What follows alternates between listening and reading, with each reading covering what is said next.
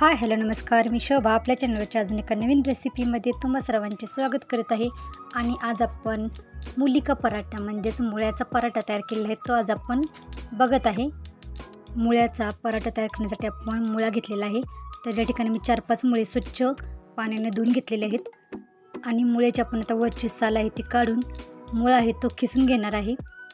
तर मुळा आपण खिसणीने खिसून घेत आहे. सर्व मुळे आपण खिसणीने खिसून घेणार आहे. तर अशा पद्धतीने आपण सर्व मुळा आहे तो खिसणीने खिसून घेतलेला आहे. तर हा खिसून घेतलेला मुळा आपण एका कपड्यामध्ये घेऊन त्यातील पाणी आहे ते आपण काढून टाकणार आहे. तर हे पाणी आपण नंतर पीठ मळण्यासाठी वापरले तरी चालेल, पण अशा पद्धतीने आपल्याला मुळ्यातील जे जादा पाणी आहे ते काढून बाजूला काढायचे आहे. अशा पद्धतीने आपण कापडाने जादा पाणी आहे ते आपण काढून टाकलेले आहे. आणि अशा पद्धतीने आपण मुळा कोरडा करून घेतलेला आहे.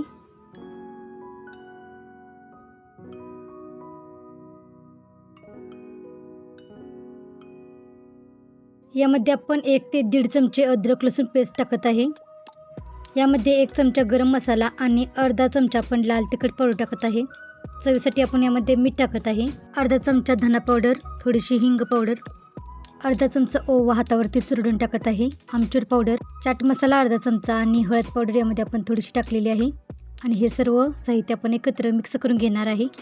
बारीक चिरून घेतलेली कोथिंबीर आपण यामध्ये टाकत आहे. आणि हे सर्व मसाले आपण चांगले एकत्र मिक्स करून घेत आहे.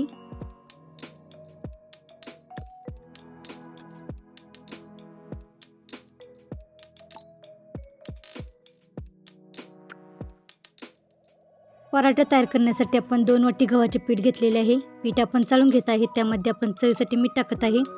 अर्धा चमचा ओवा आपण हातावरती चुरडून यामध्ये टाकत आहे. आणि 2 चमचे तेलाचे आपण टाकून सर्व पीठ चांगले एकत्र मिक्स करून घेत आहे. लागेल असे थोडे थोडे पाणी घेऊन आपण पिठाचा गोळा मळून घेणार आहे. तर अशा पद्धतीने आपण पीठ मळून घेतलेले आहे. तयार केलेल्या पिठाचे आपण गोळे तयार करून घेणार आहे. पिठाचा एक गोळा घेऊन त्याला आपण गव्हाचे पीठ लावून हुंडा तयार करून घेणार आहे. तर अशा पद्धतीने गोलवाटी तयार करून त्यामध्ये आपण तयार केलेले मुळ्याचे सारण भरून हुंडा तयार करून घेणार आहे. तर अशा पद्धतीने हुंडा तयार करून आपण पराठा आहे तो लाटून घेणार आहे. थोडेसे गव्हाचे पीठ लावून आपण पराठा आहे तो लाटून घेत आहे.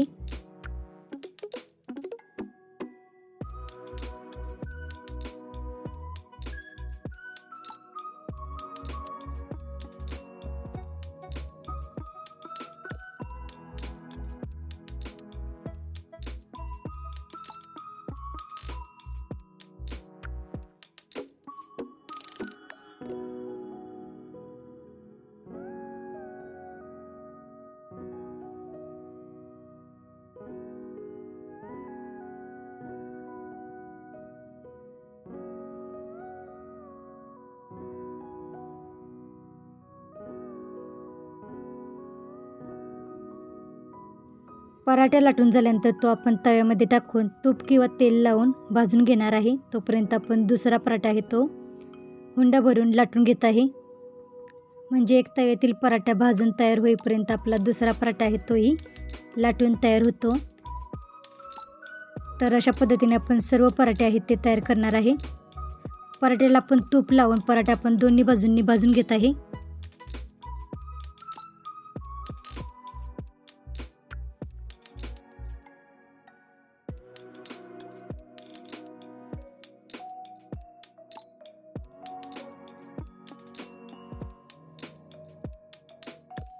तूप लावल्यानंतर पराठा दोन्ही बाजूंनी भाजून झाल्यानंतर पराठा आपण काढून दुसरे पराठे आहेत ते अशाच पद्धतीने भाजून घेणार आहे.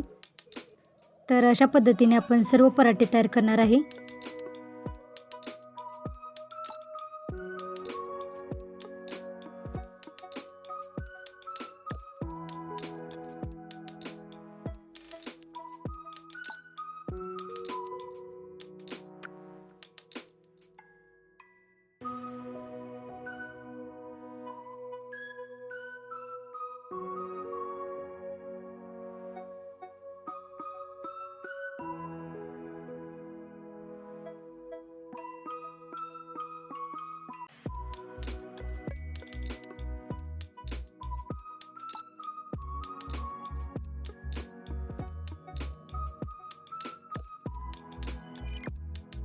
तर अशा साध्या आणि सोप्या पद्धतीने आपण टेस्टी असे मुळ्याचे पराठे तयार केलेले आहेत. तर आजची रेसिपी कशी वाटली ती कमेंटमध्ये नक्की सांगा.